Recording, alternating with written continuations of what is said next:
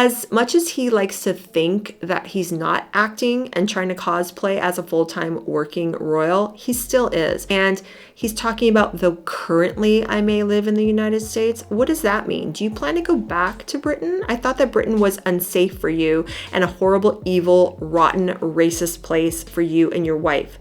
He is the king of hypocrisy. If there was a land on the map called hypocrisy, this man and his wife would be the king and queen of it.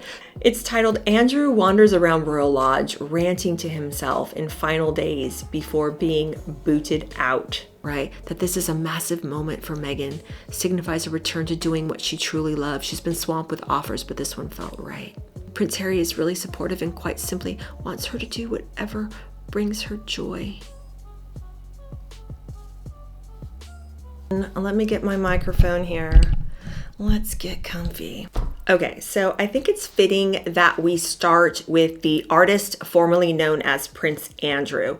Now, 2 videos ago, I did a video about Andrew and why I felt like he was an entitled, belligerent, just horror of a man. Now, at the time of that video is when he released that statement. And I believe, yes, the statement was released on the 17th of October. And that was it was phrased as, you know, a joint statement, but put up by Andrew in conjunction with His Majesty King Charles, where Andrew just basically lays it out, phrasing and portraying it as if out of the goodness and kindness of his heart, out of his good grace, he was no longer going to be using the title of the Duke of York, and even taking a further step back, and he no longer wished to distract from the work of the current working royals. He didn't want to distract from all of their good work. I go into depth about it, about why I thought that that was just it was just very infuriating to read. So many of us weren't happy with that. So many in the public were saying, so what if he's not going to be Duke of York anymore? He's still in Royal Lodge. He's still a prince. You know, he's still shooting on the estates. He's basically enjoying all the privileges of being a royal behind the scenes. And so many people were like, that is not cutting it. That is not what we want to see. So then what do we have not 2 weeks after that statement from the 17th of October? On October 30th, a brand new statement from the king himself saying, okay, it's time. Prince Andrew will no longer be styled HRH, and he will no longer be a prince. He will now be a commoner, and he is now known as Andrew Mountbatten Windsor. Moreover, he needs to vacate Royal Lodge. Him and his ex-wife, the ex-Duchess Sarah Ferguson, are both evicted from Royal Lodge. So they are Royal Lodgers no more. And what's so interesting about all of this is that this is something that has been talked about for years, because so many of us out here in this space have been talking about how Harry and Meghan's titles need to be stripped as well. And there's been this hot debate. Does it need to be the king himself? Does it have to be the king in conjunction with Parliament? There was all this stuff going and swirling about exactly how do you strip and remove titles. And so many people say, well, you can't really strip a prince title because that's his birthright. And when you try to remove a peerage title like the Duke or Duchess titles, those are different because they're legal titles that involve property and a lot of different things. King chose to remove Andrew's titles using his royal prerogative. These are basically powers that are recognized as held by the monarch after consultation with cabinet office officials and basically bypassing parliamentary means. So the king basically did this with a letters patent, which is something that they can issue that is part of their royal prerogative. So because this HRH styling is conferred by letters patents, they can also be rescinded and taken away with that same prerogative, with that same instrument, which is the letters patent. So that is how the king did this. And he did it quickly and he acted quickly. And I was so happy to see that he listened. He took the temperature of the nation and he basically said, look, we have to act. And I don't believe that he acted alone. So many of us feel that William was a really, really strong sounding board for Charles. And in the background, basically, I believe, in my opinion, told his father, this is a mess that needs to be cleaned up before I ascend the throne. This man is bringing such a dark cloud over the monarchy. Do you really want this problem to plague me, to plague my family after you have gone and I ascend? So I really feel like William did put his foot down and say enough is enough, especially after that original October 17th statement when there was such a backlash, such an outcry. The public was basically telling the monarchy that just removing this man's dukedom title is not enough. So that's why he's now no longer a prince and he has been evicted from his home, Royal Lodge. I believe that Andrew has lived there since 2002 and Sarah Ferguson has lived there since 2008. So they've been just basically living it up, life of Riley, for a very, very long time. And now they are out. They have been taken out. They have been evicted. It's done. You know what? So many of us feel that it is about stinking time. It is about time. You know, this has been going on way too long. And, you know, in all of this, don't feel too bad for the artist formerly known as Prince Andrew. He's receiving a 6-figure payment and an annual allowance funded by the king, okay? And no, he's not going to be in Frogmore Cottage like it was originally reported that he wanted, you know, where he wanted to go. He's going to be in Norfolk on the family privately owned Sandringham estate. So he's going to be, you know, cloistered up there. No titles, you know, no social calendar. Who knows what the heck he's going to do with himself, but at least he's being privately funded. He still will never have to work a day in his life. Everything is going to be taken care of for this man. There's all this stuff swirling around. I found this article from the Mirror on November 7th. It's titled, Andrew Wanders Around Royal Lodge Ranting to Himself in Final Days Before Being Booted Out. Royal insiders have lifted the lid on Andrew Windsor's last days at the Royal Lodge. He's, you know, wandering around the darkened corridors, ranting and muttering to himself. And it's also talking about how there is some type of hidden bar next to Royal Lodge called the Doghouse. And apparently Sarah Ferguson is spending a lot of time there drinking with her staff and I guess people that work at the bar. It's weird. It says that she's pouring her heart out to staff at a hidden bar known as the Doghouse, sources suggest. So it's, I guess, close to or adjacent on the property to Royal Lodge. How fitting is that Sarah is commiserating with staff at a bar called the Doghouse. I mean, since they both are in the Doghouse. But yeah, he's wandering around and he's muttering to himself and ranting to himself. So if that's out there, then does this sound like a man to you who feels any type of shame, any type of, wow, I really screwed that up. You know, this is probably not a good thing that's happening to me. I brought disgrace on my family, moreover, disgrace upon myself and my children. No. I'm sure he's wandering around feeling sorry for himself, feeling like the world has done him wrong. And they're also talking about in a lot of these articles about how nothing has changed at Royal Lodge, even since the king has stripped Andrew of his prince title. He's been basically ordering, according to some of these articles I've been reading, you know, allegedly been ordering the people around staff that work for him to still curtsy or bow when he comes into the room. And he is still Prince Andrew because that is his birthright and no one's going to take that away from him. Do I believe that? I absolutely do. I absolutely do. He is the most, and you know, Andrew Lowney did not title that book Entitled for nothing. I think Prince Harry is a close second, but Andrew really is entitled and just unbelievably arrogant. It's just crazy. So, you know, Fergie's drinking in the doghouse and Andrew's ranting around, muttering to himself. And in some of these articles that I've been reading, Andrew Lowney, he has been quoted as saying that, you know, this removal of Andrew's prince title is a warning shot. And it's a warning shot going all the way over stateside to the US.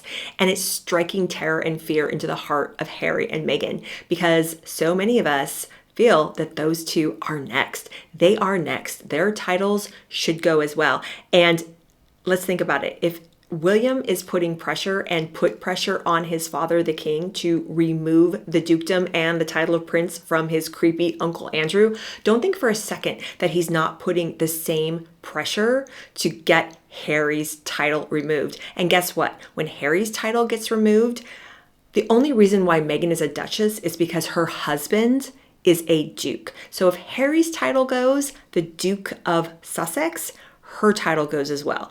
That would be just so, I would so be excited for that day, because Harry and Meghan, for the last 5, going on 6 years, their whole reason for being and existence is to exploit and monetize those titles. Those titles were a gift when Harry married Meghan from Her Late Majesty Queen Elizabeth II. And all those two have done is completely exploit and use those titles for financial gain. So many of us are really just crossing our fingers. I'm personally praying that those titles get removed from Harry and Meghan, because the wake-up call that these two need, that look, there is more to life than exploiting those titles, and they have got to get it together and get their lives right. And I think as long as they have access to those titles and access to exploit those titles, they're going to continue on the path that they're on. So I personally think that would be the best thing to do. Just really hope that William is putting the full court press on this issue. And personally, I've always thought, in my opinion, that William should really, really get his father to remove Harry's dukedom while Charles is still the king. And I think it's important to do so. And so many people think that Charles won't do it. You know, by all accounts, he's a huge softie. That's his son. He doesn't want to do it. But think about it. If Charles did remove Harry's title of Duke, I really think and you know, I mean, come on, let's just be honest. Why not remove the Prince title too? Because for all intents and purposes, he's no longer a full-time working member of the royal family. Now, some would argue that, hey, he hasn't brought disgrace on the family the way that Andrew has, in the way of all these creepy sexual allegations and involvement with Jeffrey Epstein and all that he's not as big of a creep as Andrew. So yeah, maybe take away the dukedom, but you can't take away his princely title because that's his birthright. Well, you know what? I think that Harry has committed treason against his family. I really, really do. I mean, I'm even leaving Meghan out of this equation, because I've always been the mindset that Harry is actually the one that has allowed his wife to disparage and exploit her title and to just spread all types of just horrible and false narratives about his family. I firmly believe that he has allowed her to do this, because at the end of the day, that is his family. He never took a firm stand with his wife, not even from the very beginning. He never really respected his family to the extent where he was like, look, you will not disparage my family. You will not treat my family in this way. You will not bully palace staff. Like, he never put his foot down where that woman is concerned. And that's why we are where we are with her today. And I'll get into her in a second. So I really feel that he has committed treason. It's treasonous to monetize off of false claims of racism that you have hurled against your family. I think it's treasonous to make a 6-part Netflix documentary knowing that they can't fight back, knowing that the claims can neither be proven or disproven. It just hangs in this kind of like gray, kind of just ugly cloud that can't really go away, but they've planted that there. It's to their advantage. So they threw those poisonous seeds out there. They can plant all of that, but not only that, they can monetize off of it. There were how many proven falsehoods in that Oprah interview where Meghan and Harry claimed racism, but we all know he backtracked it 2 years later and said, oh, yeah, we never said that. Meghan never said that. The British press said that. And there was 17, 18, something like that, verifiable untruths that they told in that interview. It was all just hearsay. It was lies. It was false narratives. So yeah, to me, just the fact that he can sit there and monetize those false claims of racism against his family, make money off of it, that in itself is an act of treason. It's treasonous. But beyond treason, it's just uncouth. It's ugly, it's disrespectful, it's nasty, it's throwing your entire family under the bus and making money over it. And it wasn't just the Oprah interview, it was the entire book, his book Spare, just a diatribe of a list of his grievances against his family. Poor me, I'm the victim. He made money off of that as well. Yes, he donated. I forget what he donated. He did donate some money from the profit of that book to charity, but he still made a pile of money on that book. So that in of itself, let's just strip the Prince title too. I mean, for all intents and purposes, if you're going to live in the United States and try to monetize your title and, cosplay as a working royal when you're really not a working royal. So going back to what I was saying, Charles needs to do it. Charles needs to do it because it can't be William. Because if it's William, then you're going to give Harry that advantage, and he's going to play that to the hilt, that you see, this is how much my brother hates me. This is what he's done. So I hope that he is really putting that pressure and telling his father, you need to do this. You've done this regarding Andrew. Now you have to do this regarding my brother. No ifs, ands, or buts about it. And, we all know that the Queen loved Andrew. That was her favorite. And I'm sure that was very, very hard for Charles to do, to strip everything from Andrew, but he knew he had to do it because in the end, it's what is for the good and the preservation of the monarchy. And no good is coming out of these two buffoons in Montecito exploiting their royal titles. No good is coming out of those two. It has to be done. It has to be stripped. And I really, really hope that it happens while Charles is still king. And I also forgot to mention, it's not just about stripping Andrew of the dukedom and the prince title and evicting him out of Royal Lodge. There's some stuff looming on the horizon, okay?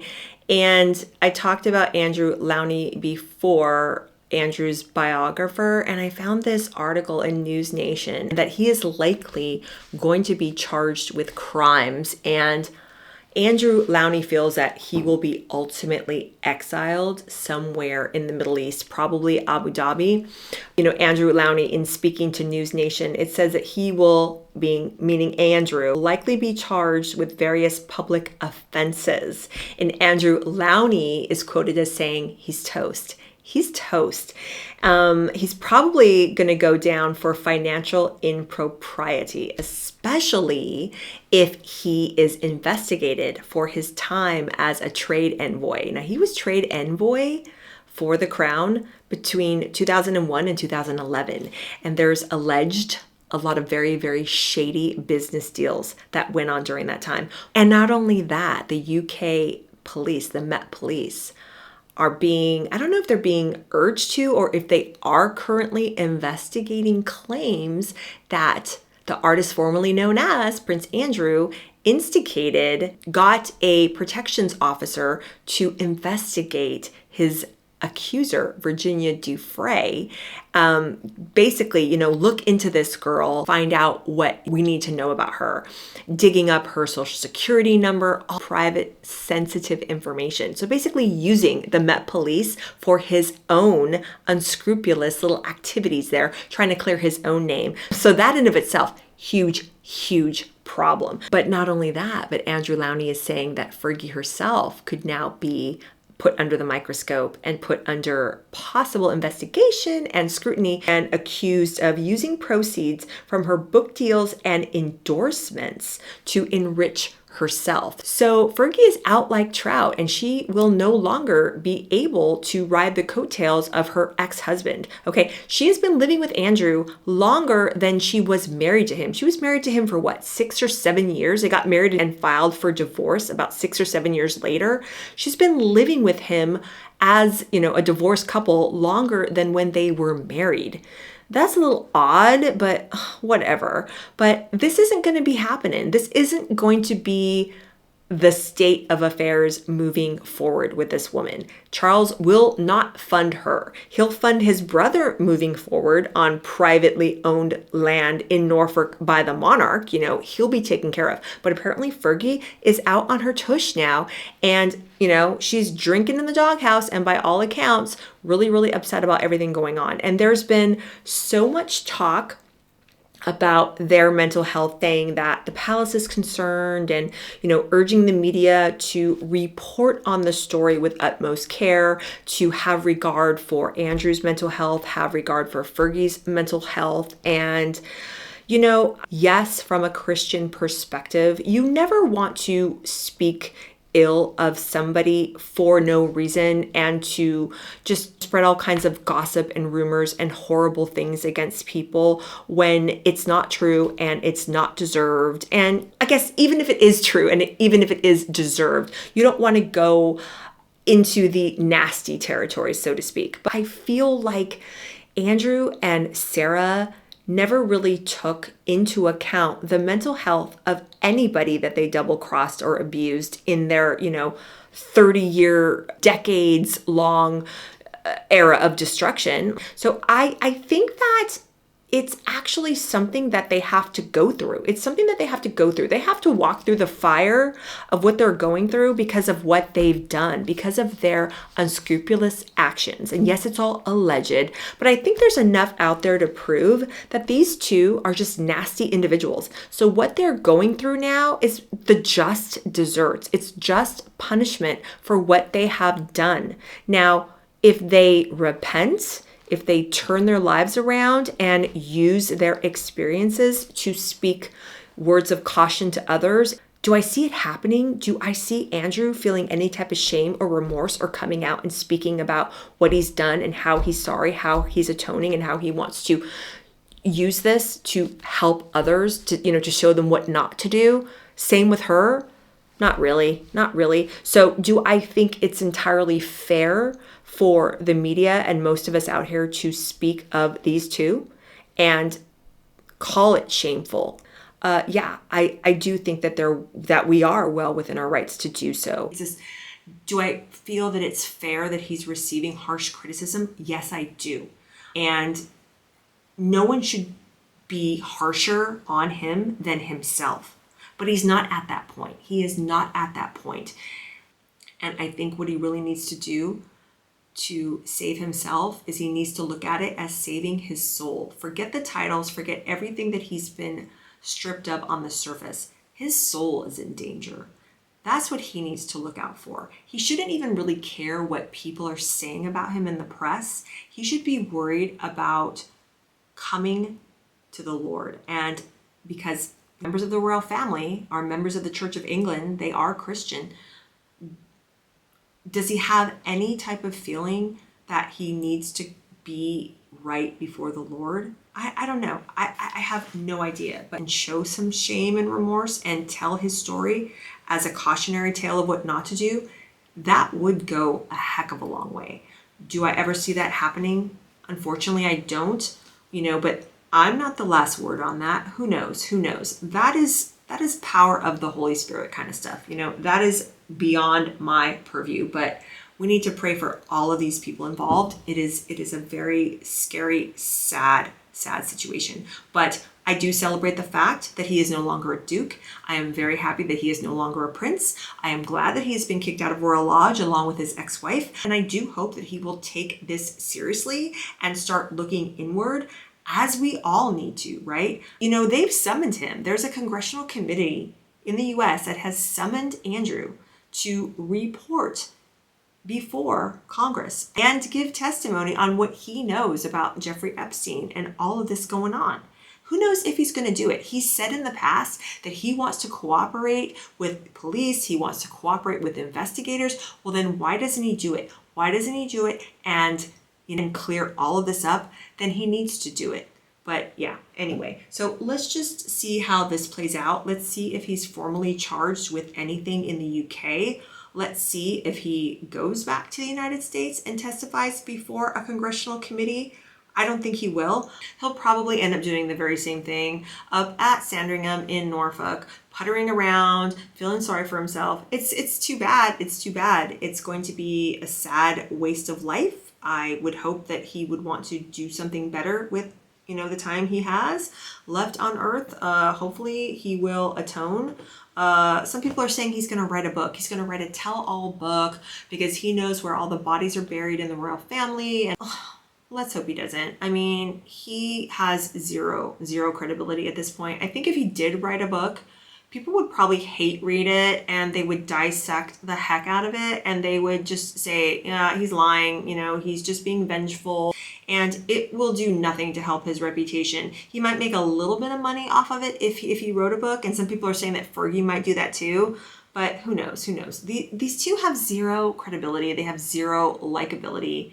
I don't really see that happening. But anywho, I've talked enough about Andrew. Let's talk about Harry and Meghan. Let's talk about Harry and Meghan and Harry and Meghan's return to acting. Okay. Yeah, so these two are beyond annoying, but let's start with Harry, okay? The other artist formerly known as a working member of the royal family, Prince Harry. So we know 5 years ago, they left the royal family. They left the royal family. They did not want to be full-time working members. We all know that he went to the Sandringham summit wanting to be half in, half out. He wanted to have a toe into the royal pond, and he also wanted to dip his toe in the pond of Hollywood back in the US, the land of Netflix and, Spotify deals and making money and all that stuff. He wanted the best of both worlds. The queen could put the kibosh on that. She was like, heck to the no. We're not going to do that. So they left in a huff. They were upset. I believe that because they didn't get what they wanted, the half in, half out. That's why they did that nasty Oprah interview. That's why he wrote that book. We all know, right? Okay, so he's still acting like a full-time member of the royal family. He tries to act like the Prince Harry of 10 years ago. The Prince Harry that he was still protected by the palace machine. But now that he's not protected by the palace machine, the real Harry has come out over the last 5 years. No one likes what they see. He's still caught, though, in that world of 10 years ago where everyone still thought he was the cheeky chappy prince. Cheeky chappy? This mischievous, lovable, cheeky chap. Yeah, that's what I meant to say. That everyone thought was so great. And what's making it particularly annoying is now he has spent the last week in Canada, in Toronto, with veterans up there. But it's coinciding at the very same time that William is giving out his Earthshot Awards and doing everything with his work there in Brazil. This is Prince William's baby. He started the Earthshot Prize Awards 5 years ago, and now he's in Rio, and we've all seen the pictures. The man is amazing. He looks amazing. He's been so well received. He received the keys of the city from the mayor of Rio. He stood on the top of the mountain that Christ the Redeemer statue is on and made a poignant and beautiful photo up there in a loving tribute to his mother, the late Princess Diana. He was playing volleyball on the famous Copacabana beach. He looked great, by the way. He is just so athletic and just so out there, ready to have fun and, just meet the people and just have a great time. It's just been wonderful to see. He had the actual award ceremony. He was there with Shawn Mendes and Kylie Minogue. You can tell that he's in his element, this work with the environment. He really, really cares and wants to make a difference here. This has been planned for months, if not years. To have Harry show up in Toronto, let's call it what it is. Let's call a spare, shall we? We all know what he's doing. We all know he's trying to steal William's thunder, okay? It's evident. It is blatantly obvious. Anyone that can't see it is either really out of touch, denying what's right in front of them, or they just don't care. And I've got this article pulled up from Hello magazine, and it says that Hello understands that the Duke's visit to Canada, Harry, that his visit to Canada was months in the making. So Harry and his spokespeople are trying to justify the criticism and the backlash that they have been receiving in the past week about why are you doing this now when your brother, who is going to be the future king, why are you doing this now when he is championing his charity and his cause in Rio right now? Why are you doing this? And it's basically saying that, that the Duke's visit to Canada was months in the making, and that the events were planned nearly a year ago, with the date set by the charity, not Harry. While the announcement of his trip coincided with the first day of his older brother Prince William's visit to Brazil, it's understood that the timing came down to security considerations. Okay, but I'm going to stop right there really quick. So the day that William touched down in Brazil was when Harry's team announced that he was going to be in Canada. And they're trying to justify this by saying that, look, that, the timing of this announcement and the timing of his visit, that it all comes down to security considerations, as Harry no longer holds IPP status after stepping back from royal duties. That's all he's been after. That's what he wants, IPP status. He wants internationally protected person's status, okay? And this is, quote, as such, he is not afforded the same level of security and protection as other working members of the royal family, a source said, meaning Harry's camp. Noting that advice from private security advisors and the event security team provide guidance as to when trips like this can be announced. So as if to say, we're announcing it at the last minute for his protection, that if we announced it, further out, that, oh my gosh, he wouldn't be as protected. Like anybody cares. Like anybody cares. This man is just, he's really the prince of delusion, really, really is. And then some other sources were saying that, his team, his communications team did communicate with Buckingham Palace, because remember when he met with his father back in September 2025, so he was going to share his diary and, try not to interfere or make it look like he was trying to overshadow other working members. But just that sentence, he's not afforded the same level of security and protection as other working members. Well, he's not a full-time working member anymore. He's not. And, he can argue that, I'm not trying to say that I'm a full-time working member of the royal family anymore, that everything that I do, there are some patronages that I retained even though I step back, and these are the ones that I'm still working with and all this kind of stuff. But he's still calling attention to, I'm a duke, I'm a prince, he could do all of this behind the scenes. He could do all of this behind the scenes without cameras, without fanfare, without press releases. Then he releases, I gotta pull this up here. He releases this essay that he wrote on his website, the Office of the Duke and Duchess of Sussex. I'm not gonna read you the whole thing. I read the whole thing. He didn't write it. Okay, someone from his PR staff wrote it, but it's called The Bond, the Banter, the Bravery, What It Means to be British. But he's trying to sound like he comes from the heart, but it just all sounds rehearsed. It doesn't sound like it was something that he wrote. He's talking about when he went to go visit the Ukraine earlier this fall, and he's talking about how he's noticing a spirit of self-deprecation and humor in Ukrainians, and also he's likening that to that same spirit that is found in Brits. And he's saying, though currently I may live in the United States, hold on to that thought in a second, Britain is and always will be the country I proudly served and fought for. The banter of the mess, the clubhouse, the pub, the stands, ridiculous as it sounds. These are the things that make us British. I make no apology for it. I love it. This is what I'm talking about when I said his returning to acting. As much as he likes to think that he's not acting and trying to cosplay as a full-time working royal, he still is. And he's talking about, though currently I may live in the United States. What does that mean? Do you plan to go back to Britain? I thought that Britain was unsafe for you and a horrible, evil, rotten, racist place for you and your wife. He is the king of hypocrisy. If there was a land on the map called hypocrisy, this man and his wife would be the king and queen of it. So he can badmouth and trash his his company, his country, and call them horrible, evil, rotten racists. But yet he's going to write essays like this about why he's still proud to have fought for Britain, and like everything that makes Britain Britain, from the pub and the clubhouse and all this stuff, that he makes no apologies for it. He still loves it and he's still British. And even though he currently still lives in the US, it's like, which one are you? He's a traitor. I was talking about this before. It's traitorous. It's traitorous. He has betrayed everybody.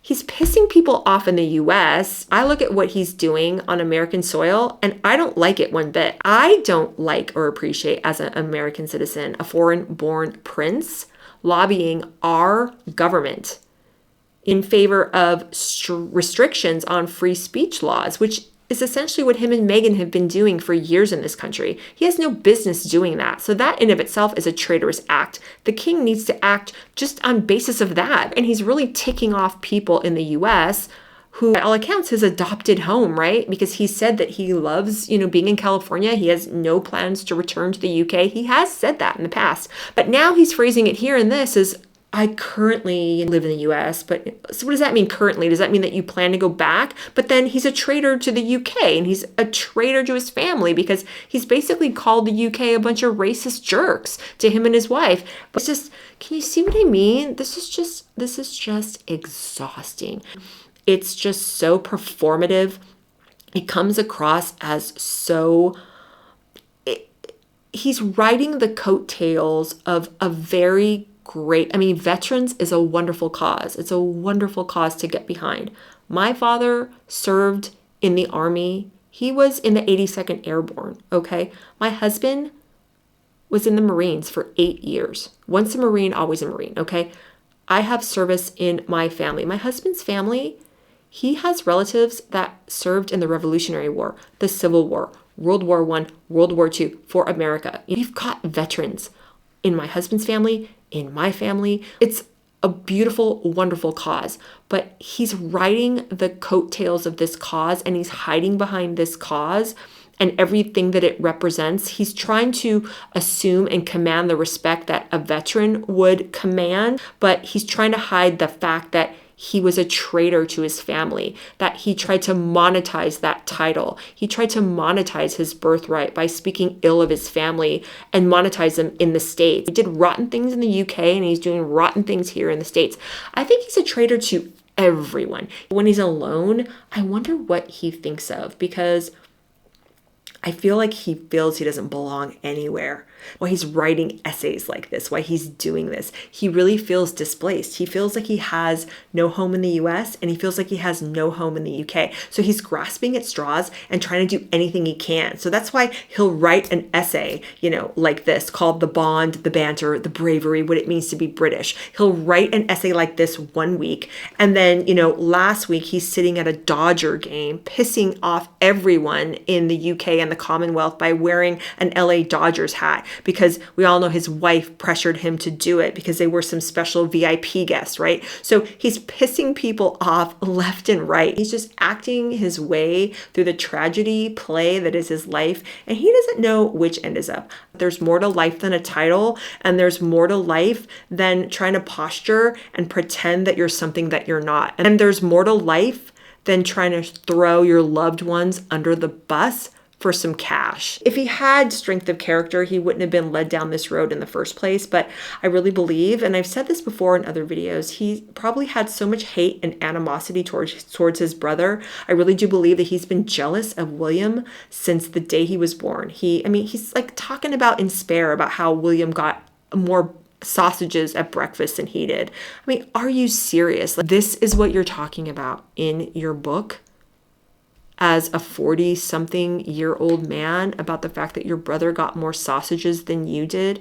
This is the sick mind we are dealing with. So this is where we're at. So now he's stuck in Montecito with this woman who's making her return to acting. There were tons of stories last week about how Hollywood has soured on Harry and Meghan. But I know, I'm kind of going to be all over the place here before I talk about Meghan's Academy Award winning debut back to acting, Remembrance Day, and what was going on over in the UK. So Prince William got back from Brazil and he was at the cenotaph along with his father, the king, laying wreaths. There were some really beautiful pictures that were published from Saturday night at the Festival of Remembrance at the Royal Albert Hall. George accompanied the Princess of Wales, Catherine, to that service, and the king was there as well. And I so enjoyed looking at those beautiful pictures to see how tall George is getting and just how unbelievably grown up he's looking. And I thought it was so sweet how he's accompanying his mother to an official royal engagement, because on Saturday night, I don't believe William was back yet from Brazil. So that was probably why George was accompanying her. But I've always felt such a kinship with Princess Catherine, particularly being a stage 3 cancer survivor myself, and now Catherine is a survivor. I just feel a real kinship with her. And I always have, because I got engaged in September 2010 and Catherine got engaged. It was officially announced in November of 2010. Apparently she was engaged the month before and they kept it private for a month. And then it was officially announced that her and William got engaged in November 2010. So we got engaged around the same time. And then I got married in December 2010. She got married in April 2011. I had my twins in April 2013. And Catherine had Prince George in July of 2013. And at the time, my family was living in London. And I have this little, bear with me, I'm a total geek. I have this cool little show and tell moment that I wanted to show you guys, but I got this bag at the time from Whole Foods Market when I was living in London. And look at this, you guys. Can you see this? How cute is this? It says, commemorating the birth of His Royal Highness Prince George of Cambridge, the 22nd of July, 2013. How cute is that? I still have this bag. I love it. I love it. I love it. Yes, I know. I just love looking at George accompanying his mother to official royal engagements. And this past May, because this year is the 80th anniversary of the end of World War II. And this past May, George attended a function at the palace hosting some of the last remaining survivors of World War II. So George was able to shake their hands, speak to them, listen to them, talk to them, have the veterans share their stories. So I really think that that is just so fantastic to have George forge a connection with the past that way in such a meaningful, just really, really wonderful way. That is the work of real royals. But getting back to Meghan, what was happening at the very same time in the United States while Princess Catherine and Prince George are at the Royal Albert Hall for a Remembrance Day ceremony, honoring veterans, commemorating the end of World War II 80 years ago, right? They're honoring the people that fought and died. What are Harry and Meghan doing? Here's what they're doing, you guys. Keeping up. Harry and Meghan join Kris Jenner's star-studded 70th birthday as Kate, George, and Charles attend Festival of Remembrance. So these two clowns joined high-profile celebs for the lavish do at billionaire Jeff Bezos' $165 million mansion. What do you see on Harry's lapel there? He's at a party for Kris Jenner. She's the queen of monetization, right? She's the momager that has managed to monetize every single one of her daughters. He's wearing a red poppy on the lapel of his tuxedo. Why? Why do that? And look at the wifey behind him, okay? The only thing I saw was, look at the ill-fitting shoes. Why is she always wearing shoes that are 3 sizes too big for her? Well, we all know why, because they're probably borrowed. And, they probably have to be given back after the event. But anyway, it's like, look at these ghouls. I mean, just the fact that he's wearing a poppy on his lapel. What is that supposed to do? Is that supposed to send out the message that I'm still a prince who is a veteran and cares about veterans affairs, while I'm yucking it up here with the Kardashians at a party? Is it just me, or is all the Kardashians is all they do just throw parties for themselves. They just throw weddings and parties and baby showers. That's all they do is they throw parties and they celebrate themselves. That's all they do in Hollywood is throw award ceremonies and parties celebrating themselves. That's all Harry and Meghan have done since they left the family and moved to Los Angeles, is celebrate themselves and try to monetize their titles. While you have the real working royals back in the UK celebrating others.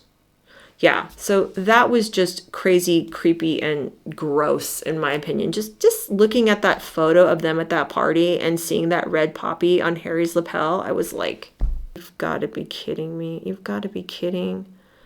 Just say a prayer for these two buffoons. I mean, getting back to Meghan's debut for acting. First of all, okay, Page 6, I believe on November 4th, released an article. Basically, it said Hollywood has soured on Prince Harry and Meghan Markle. Is the Hollywood show over for the Duke and Duchess of Sussex? A Hollywood source tells Page 6 that when it comes to Meghan Markle and Prince Harry, there is not only no appetite left for them in LA, but they've also worn through any goodwill they had. And we all know that Meghan reads everything about her, because what ended up happening not one day later? Page 6 reports just a day later, oh hey, Meghan Markle makes shocking return to acting 8 years after quitting. Report. So that movie's called Close Personal Friends. Jack Quaid, Lily Collins, and Brie Larson. These are the actors that are in that movie. And you know what, guys? I'm old and crotchety. I don't know any of these new actors. I don't know any of these people.